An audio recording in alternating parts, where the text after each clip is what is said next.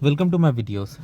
So guys, in this video I'm going to discuss a topic that is now gaining momentum here in Canada. This is about birthright citizenship. So guys, we all know that in US the announcement has been made, the executive order has been passed, and now starting 20 February, or I think after 20 February, not everyone is going to get citizenship by birth. There are some conditions, right? Now the similar discussion is happening here in Canada too, that should Canada have something similar, because even in Canada the citizenship is given by birth. Like anyone who is born on Canadian soil is Canadian. Okay, of course there are like born to Canadian parents in other countries, like those are other rules, but born in America used to be America, born in Canada is still Canada, and born in America is still America till Feb 20 if this order is not stopped. Fine. Now I'm going to discuss various aspects about this and why it is gaining momentum. So just watch it till the end. Just want to clarify that neither I'm an immigration consultant nor I'm a government body. So in case you take anything out of this, you do it at your own risk. All right. So guys, this rule is being abused. I'm not saying that everyone abuses it, but there are so many cases. Like a lot of people have intention that somehow they should give the birth in Canada so that their kid becomes Canadian, and then they should try to use that to get some status in Canada.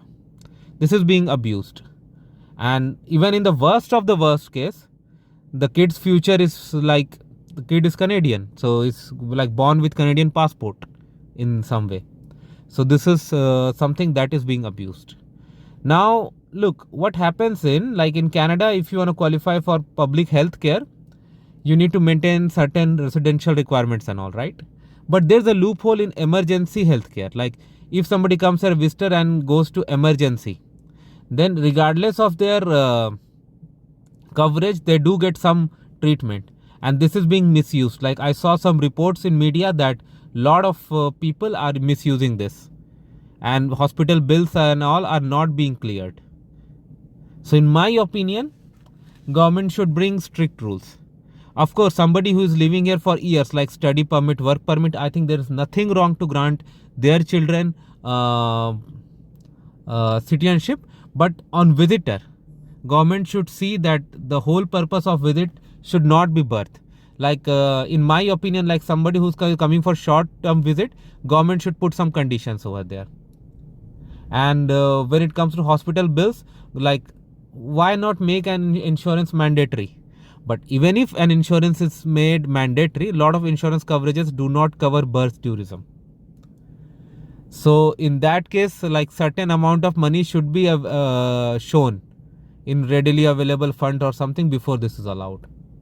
So if you want to take my opinion, like for short-term visit, no, it should not be. But for long-term activities like study work, there definitely it should be, because they are building their life here.